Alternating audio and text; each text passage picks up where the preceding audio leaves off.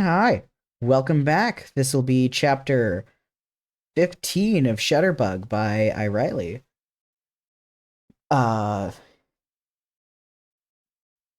it's for the Podpicker baton, although you should probably know that by now. Let's just get right into it. Waking up, Peter sees an unfamiliar ceiling. Sitting up, Peter looks around a studio apartment. On the side table, Peter spots a set of chocolates and a note. Take the change of clothes. Food's in the fridge. Help yourself. RH. Grabbing the change of clothes and heading to the bathroom, Peter quickly changes. What happened? The last thing Peter remembered is pushing Red Hood out of the way and landing onto him. After that, he's not sure. Shaking his head, he moved into the kitchen to grab the promised food. Peter would never turn down free food. Metabolism's just too high for that. The promised food is pancakes and eggs, which Peter was happy to eat. He washed the dishes and placed them back where he found them. Yeah. He spent 10 minutes going through the cabinets. Looking over at the clothes he left on the chair, he decided to stop and do a bit of laundry on his way back home. Finding a piece of paper and a pen, Peter writes a note thanking RH, who Peter assumes is Red Hood. Thanks for the clothes and food. Here's my number so I can return the clothes. Peter P. Writing down his number before dropping the pen, Peter leaves the notes on the counter. Walking out the door before closing it, Peter noted he didn't have a key to lock it. Taking a chance and looking above the outdoor light, Peter found the key. Shaking his head with a slight laugh, Peter locked the door and put the key back before making his way to the nearest bus stop. Walking into the laundromat, Peter saw Betty putting clothes in a washer.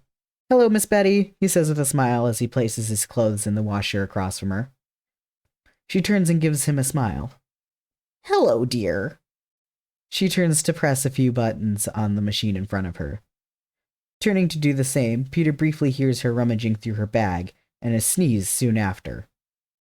Glancing back, Peter sees Betty is holding a tissue to her face.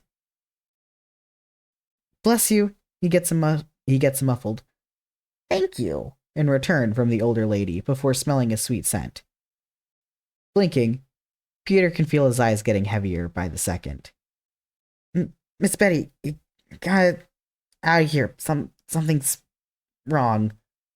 Looking over, Peter sees Betty still holding the tissue to her face.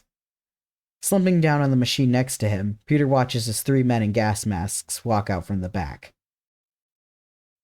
Has to be a gas? Here, boss, the tallest one says, handing Betty a gas mask, which she swiftly puts on. What?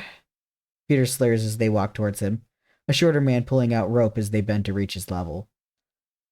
Trying not to let his eyes close, Peter feels a sharp pain to his neck. Don't fight it, dear. Just rest for now. Peter's eyes start to close against his will. You won't know when you'll be able to next. Peter can just barely see the small smirk Betty has as she lifts her mask, the gas having cleared out by then. And with that, Peter's vision goes black.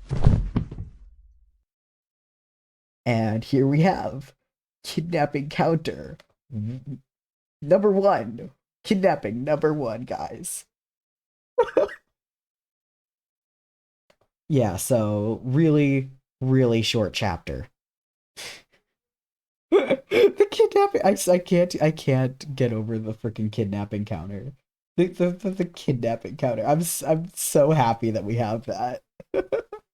Yeah, no, that's the whole thing. That's the whole chapter.